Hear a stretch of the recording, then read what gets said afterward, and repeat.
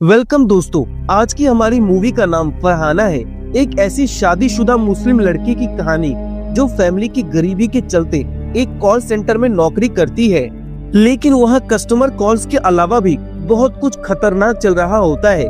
बेचारी फरहाना का क्या होता है, ये जानने के लिए चलिए शुरू करते हैं। कहानी की शुरुआत में फरहाना नाम की एक लड़की को दिखाया जाता है। हमें पता चलता है कि फरहाना की शादी हो चुकी है और उसके हस्बैंड का नाम करीम है।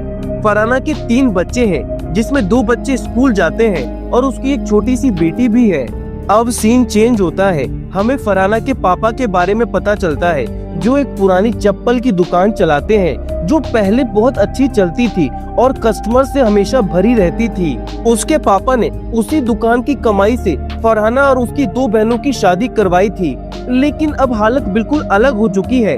अब दुकान बिल्कुल भी नहीं चलती और घर चलाना भी मुश्किल हो गया है। इधर करीम, जो कि फरहाना का हस्बैंड है, फरहाना के साथ उसके घर में ही रहता है। अब वो अपने ससुर से कहता है, क्या हम थोड़ा पैसा उधार ले ले, लेकिन उसका ससुर इस बात के लिए राजी नहीं होता और बिल्कुल साफ साफ मना कर देता है। अब तभी फरहाना अपने अब्बू के पास जाती है और उनसे कहती है, अब्बू मैं जॉब करना चाहती हूँ। लेकिन इधर हमें पता चलता है कि फरहाना के पिता पुराने सोच वाले इंसान है और उनका मानना है कि पैसा कमाना सिर्फ जेंट्स का काम है। इसी वजह से जब फरहाना अपने अब्बू से जॉब करने की बात करती है, तब वो उसे सीधा मना कर देते हैं। खैर, अब फरहाना उदास हो जाती है।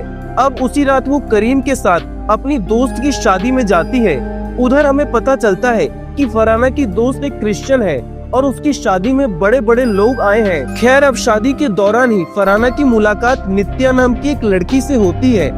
अब जब दोनों बात कर रहे होते हैं, तब नित्या अपनी कंपनी का कार्ड फरहाना को देती है और उससे कहती है, कल हमारी कंपनी में इंटरव्यू है, अगर तुम आना चाहती हो तो आ सकती हो। अब इसके बाद फरहाना घर जाकर अपने अब्बू और हस्बैंड को जॉब के बारे में समझाने की कोशिश करती है। अब किसी तरह वो दोनों को मना लेती है और इंटरव्यू देने के लिए अगले दिन निकल जाती है।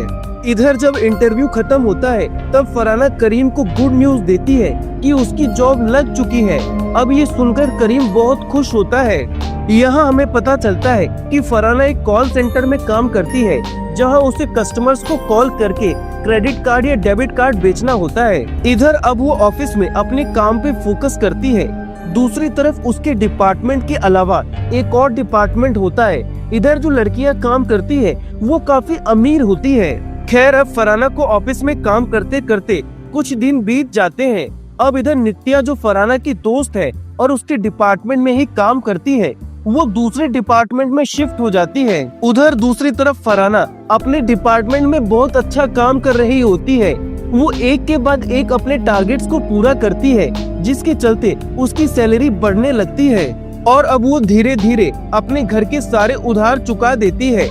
अब इसी दौरान उसको लगता है कि नित्या का डिपार्टमेंट ज्यादा अच्छा है, क्योंकि उसको ज्यादा पैसे मिल रहे हैं। इसके चलते वो बार बार नित्या से रिक्वेस्ट करती है कि मैं तुम्हारे डिपार्टमेंट में शिफ्ट हो जाऊं, पर नित्या हर बार उसे मना कर देती है और उसे कहती है, फरहाना ये जॉब तुमसे नहीं होगा, तुम जहाँ हो वही तुम्हारे लिए बेस्ट है।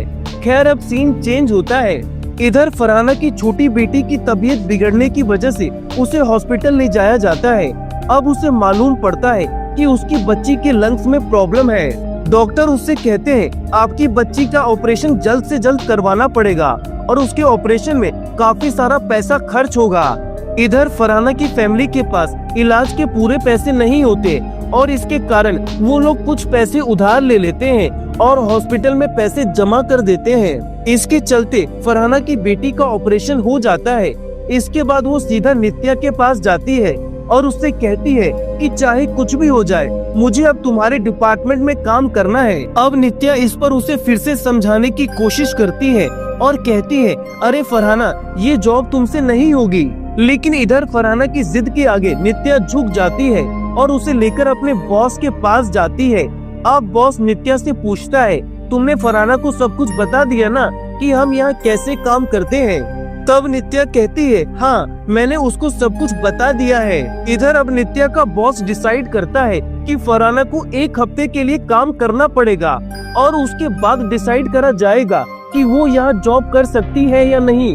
खैर इसके बाद सीन चेंज होता है। अब नित्या फरहाना को काम करना सिखाती है, जिसके चलते वो उसे एक एग्जाम्पल दिखाती है।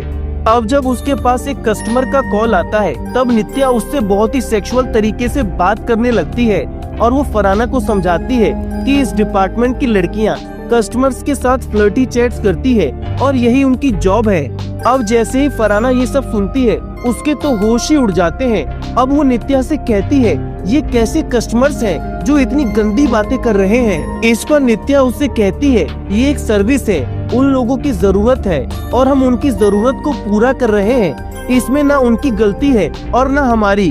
खैर अब फरहाना चुप हो जाती है। अपनी मजबूरियों के कारण वो इस काम को करने के लिए रेडी हो जाती है और अपने दिल पर पत्थर रखकर अपने कस्टमर से नॉटी टॉक्स करती है। अब इसी काम के दौरान उसकी बात होती है एक आदमी से जो उसे काफी पसंद आता है। असल में ये आदमी उससे नॉटी टॉक्स नहीं करता, बल्कि सिर्फ अपनी पोएम सुनाता है। इधर फरहाना इस आदमी को अपना नाम ईशा बताती है, क्योंकि इस कंपनी का रूल होता है कि कोई भी लड़की अपना असली नाम अपने कस्टमर्स को नहीं बताएगी। अब फरहाना बार बार उसी से बात करने लगती है। दूसरी तरफ जब भी वो आदमी कॉल करता है, तब सिर्फ ईशा से ही बात करना चाहता है, मतलब कि फरहाना से। इधर ऑफिस में एक और आदमी होता है जो सारी लड़कियों की कॉल्स को देखता है। अब ये आदमी स्पेशल ध्यान फरहाना की कॉल्स पर ही देता है। इधर फरहाना इस आदमी से बहुत बातें करती है। अब उसकी सैलरी भी बढ़ने लगती है, क्योंकि कंपनी की पॉलिसी होती है कि जितनी लंबी बातें उतने ज्यादा पैसे। खैर इधर कुछ दिनों बाद फरहाना उस आदमी से कहती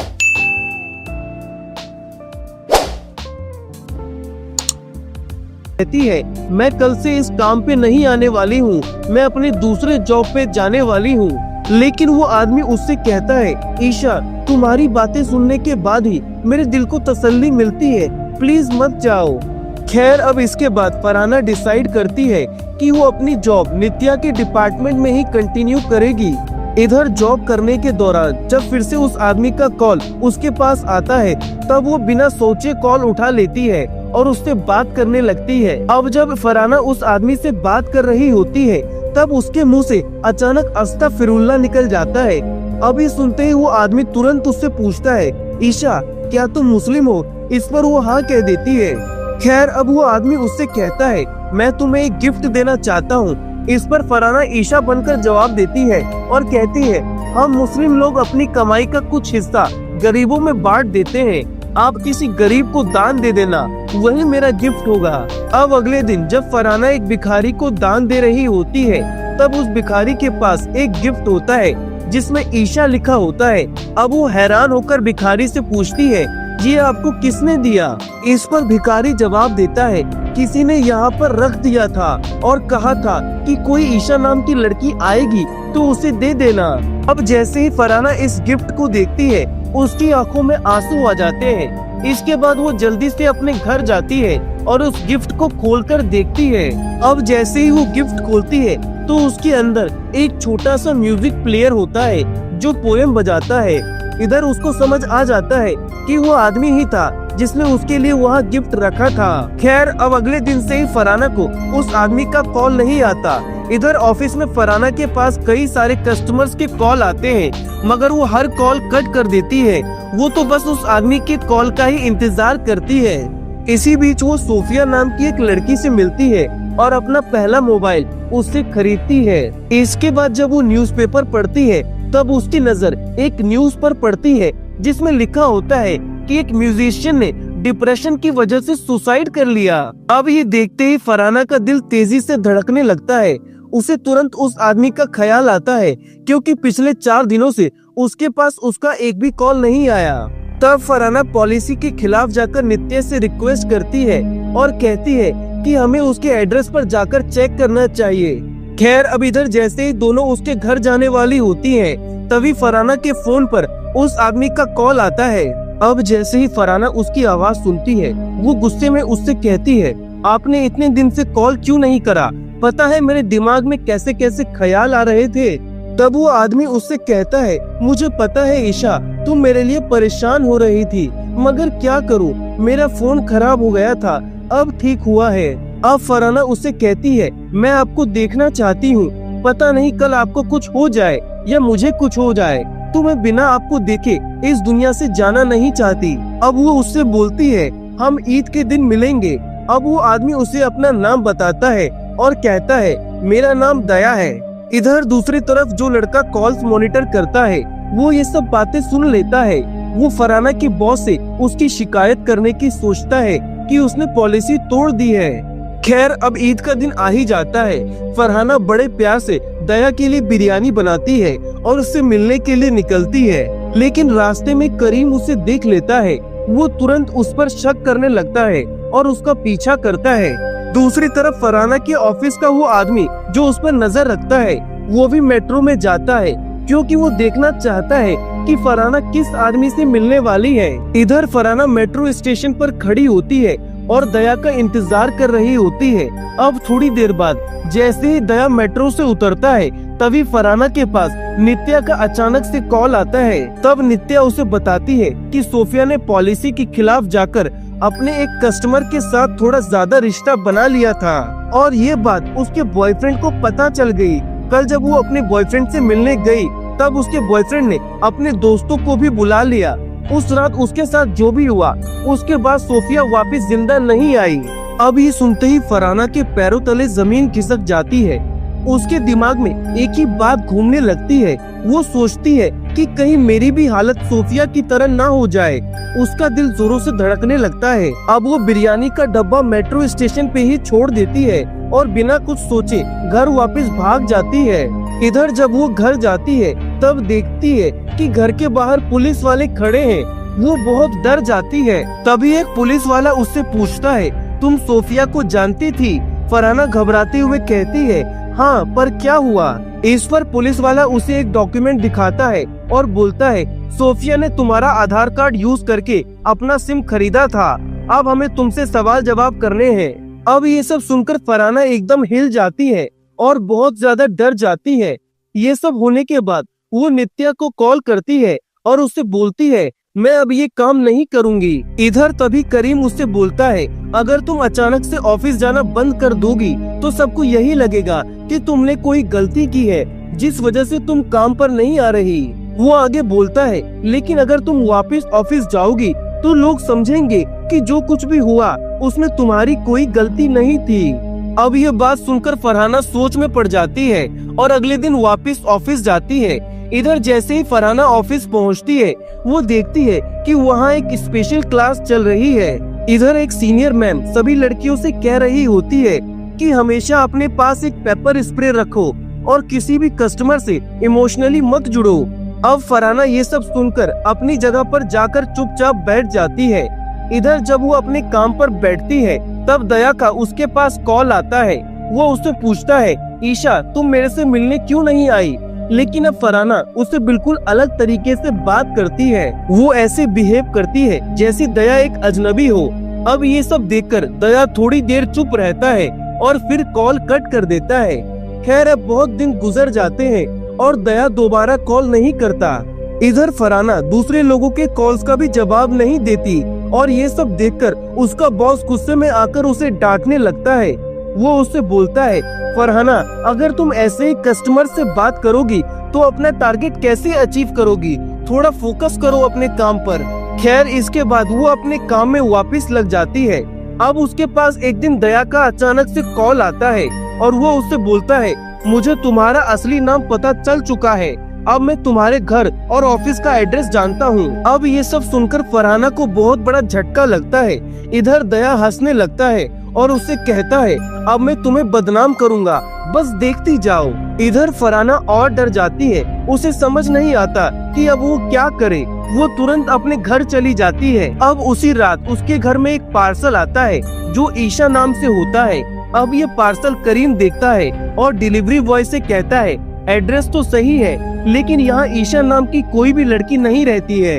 इधर फरहाना भी ये सब देख लेती है जिस कारण वो बहुत ज्यादा घबरा जाती है। वो सोचती है कि दया अब मेरे घर तक भी आ गया है। इसके बाद वो किसी तरह हिम्मत करके अगले दिन ऑफिस जाती है। अब उसके पास दया का कॉल फिर से आता है। इस बार वो गुस्से में उसे बोलती है अगर तुमने मुझे दोबारा कॉल करा तो मैं सीधा पुलिस में कंप्लेंट कर दूंगी। लेकिन दया हंसते हुए जवाब देता है हाँ जाकर पुलिस में कंप्लेंट कर दो, मेरे पास तो तुम्हारी सारी कॉल रिकॉर्डिंग्स हैं। वो आगे कहता है, जब पुलिस वाले आएंगे तो मैं ये रिकॉर्डिंग्स उन्हें दे दूंगा। फिर तुम्हारे सभी घर वाले और बाहर वाले भी जान जाएंगे कि तुम किस तरह का काम करती हो। अब ये सब सुनकर फरहाना एकदम डर जाती है। इधर दया उसको धमकी देता है और कहता है, जब तक तुम मुझसे मिलने नहीं आओगी तब तक मैं तुम्हें फॉलो करता रहूंगा।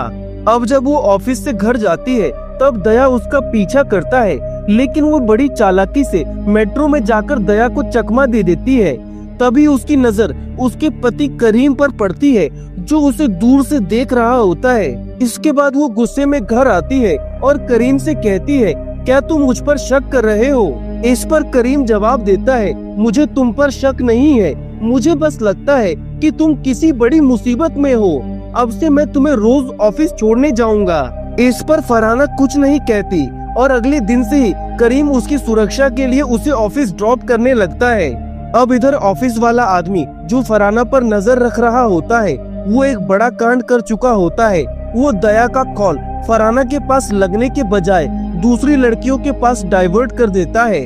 इधर दूसरी तरफ दया जब फरहाना के ऑफिस के आसपास आता है तो वो देखता है कि करीम हर दिन फरहाना को पिक और ड्रॉप कर रहा है। अब ये देखकर उसको और भी गुस्सा आ जाता है और वो अपनी गाड़ी से करीम का एक्सीडेंट करवा देता है। फिर वो करीम का फोन उठाता है और फरहाना को कॉल करके कहता है, तुम्हारे पति का एक्सीडेंट हो गया है और मैं ही उसे हॉस्पिटल ले जा रहा हूँ। अब ये सुनकर फरहाना घबरा जाती है और जल्दी से हॉस्पिटल जाती है, लेकिन वहाँ जाकर वो देखती है कि करीम बिल्कुल ठीक है और उसके सिर्फ पैर में एक छोटी सी चोट लगी है। खैर अब उसी रात दया फिर से फरहाना को कॉल करता है और बोलता है, क्या तुम मुझसे मिलने आओगी या तुम्हारे घर मैं आ जाऊँ? फिलहाल मैं तुम्हारे घर के आसपास ही हूँ। इस पर फरहाना उसे चिल्लाकर कहती है, दया मैं खुद तुमसे मिलने आ जाऊंगी, अभी तुम यहाँ से चले जाओ। इसके बाद वो करीम को चाय देने जाती है और उसके हाथ कांपने लगते हैं, पर वो सोचती है कि डर के भागना सही नहीं है। वो अपने आप से कहती है कि अब मैं भी दया के बारे में सब कुछ पता करूंगी और इससे बाहर निकल कर ही रहूंगी। इसके बाद वो दया का दिया हुआ गिफ्ट लेकर उस दुकान पर जाती है जहाँ से गिफ्ट लिया गया था और वहाँ से दया का एड्रेस पता करती है। अब उसको दया का एड्रेस मिल जाता है और तभी उसे नित्या से पता चलता है कि दया किसी मॉल में जाकर अपना क्रेडिट कार्ड यूज कर रहा है। अब वो बिना टाइम बर्बाद किए तुरंत उस मॉल में जाती है। अब मॉल में जाकर वो नित्या से कॉल पर कहती है, तुम दया को तुरंत कॉल करो, मुझे पता लगाना है कि वो किस शॉप में है। इधर जैसे ही नित्या दया को कॉल करती है, फरहाना दया को देख लेती है। अब वो बुर्का पहनकर उसका फोन चुराने ही वाली होती है कि तभी दया उसका हाथ पकड़ लेता है। दया उसकी आंखों में देखते ही पहचान जाता है कि वो फरहाना ही है। तब फरहाना तुरंत दया की आंखों में पेपर स्प्रे मार देती है और दया का फोन छीनकर वहां से भाग जाती है। इधर भागकर वो एक मोबाइल की दुकान में जाती है और दया का फोन अनलॉक करने के लिए कहती है, लेकिन तभी दूसरी तरफ दया अपने लैपटॉप से फोन का एक्सेस लेकर सारे फोल्डर्स हटा देता है, जिसके चलते फरहाना के हाथ कोई भी सबूत नहीं लगता। इसके बाद उदास होकर वो अपने घर चली जाती है। अब दया दोबारा उसे कॉल करता है और उसे टॉर्चर करने लगता है। उसका फोन कभी फरहाना के फोन पे आता है तो कभी करीम के फोन पे। अब इन सब के चलते वो ठान लेती है कि अब वो दया से मिलकर इस मामले को खत्म कर देगी। खैर इसके बाद एक छोटा सा फ्लैशबैक दिखाया जाता है। जब ईद के दिन दया फरहाना का इंतजार कर रहा होता है उस मेट्रो स्टेशन पे, तभी उसे फरहाना के जैसी एक और लड़की दिखाई देती है। अब जब दया उस लड़की को बुलाता है तब वो लड़की गुस्से में आकर उसे थप्पड़ मार देती है। इस वजह से दया को पब्लिकली बहुत शर्म लगती है और ट्रेन में जितने भी लोग होते हैं सब उसको घूरने लगते हैं। और तभी से दया के दिमाग में ये बात बैठ जाती है कि जिस तरह मुझे सबके सामने जलील होना पड़ा, मैं भी फरहाना को वैसे ही जलील करके रहूंगा। इसके बाद सीन प्रेजेंट में आता है। इधर दया फरहाना को अपने घर बुलाने से पहले एक चाल चलता है। वो करीम के पास कॉल करके कहता है, तेरी बीवी मेरे घर में है, आकर मिल लो। इधर जैसे ही फरहाना मजबूरन दया के घर जाती है, दया उसे अपने दिल की बात बताने लगता है। वो उसे बोलता है, मैंने तुम्हारे साथ कितने सपने देखे थे, लेकिन तुमने एक झटके में मेरे सारे सपनों पर पानी फेर दिया। वो आगे उससे कहता है, अगर तुम उस दिन मुझसे मिलने आई होती तो हमारे बीच ये दूरियां नहीं होती। अब इन दोनों के बीच बातचीत चल ही रही होती है कि तभी करीम दया के घर आ जाता है। इधर वो फरहाना को देखता है और उसे बहुत बड़ा झटका लगता है। अब फिर से एक फ्लैशबैक दिखाया जाता है जब फरहाना करीम को चाय दे रही होती है, तब उसके हाथ कांप रहे होते हैं। इस वजह से चाय का ग्लास उसके हाथों से फिसलकर गिर जाता है और वो रोने लगती है। तभी करीम उससे पूछता है, क्या हुआ, तुम इतनी परेशान क्यों लग रही हो? अब फरहाना हिम्मत करके अपनी सारी बातें उसको बता देती है। वो उससे कहती है, मैं उस जॉब में सिर्फ इसलिए रह पाई क्योंकि दया ने मुझे सपोर्ट करा था, वरना वहाँ के लोग बहुत ही गंदी बातें करते थे। लेकिन अब वही दया अपना असली गंदा चेहरा दिखाने लगा है। वो मुझे बहुत ही ज्यादा तंग कर रहा है। अब वो रोते हुए करीम को अपने और दया के बारे में पूरी सच्चाई बता देती है और करीम उसकी बात को समझता है और उससे कहता है, मैं एक पुलिस ऑफिसर को जानता हूँ, रुको उससे बात करता हूँ। इधर करीम उस ऑफिसर को सारी बात बता देता है। दूसरी तरफ फरहाना अपने ऑफिस वाले उस लड़के को कॉल करके कहती है कि तुम दया के खिलाफ जो भी सबूत मिले उसे निकालो, जैसे कि उसकी कॉल रिकॉर्डिंग्स। अब वो लड़का वैसा ही करता है और सारे सबूत फरहाना को दे देता है। इधर फरहाना सारे प्रूफ्स पुलिस को दे देती है। अब कहानी प्रेजेंट में आती है। इधर पुलिस वाले सारे सबूत के साथ दया के घर पहुंचते हैं और उसे गिरफ्तार कर लेते हैं। अब जैसे ही दया जेल जाने लगता है, तभी फरहाना उसे कहती है, पहले तुम मुझसे मीठी बातें करते थे और अब तुमने आखिरकार अपना असली चेहरा दिखाई दिया। तुमसे सही तो वो लोग हैं जो सिर्फ 5 मिनट के लिए गंदी बातें करके कॉल कट कर देते हैं। खैर, अब ये सब हो जाने के बाद अगली सुबह फरहाना दोबारा अपने ऑफिस जाना शुरू करती है, लेकिन इस बार वो नित्या के डिपार्टमेंट में नहीं बल्कि पुराने वाले डिपार्टमेंट में काम करती है। और इसी के साथ ये कहानी हमारी हो जाती है खत्म। अगर आपको ये एक्सप्लेनेशन अच्छा लगा तो प्लीज लाइक कीजिए, कोई इशू लगा तो कमेंट करके जरूर फीडबैक दीजिए। Thank you very much.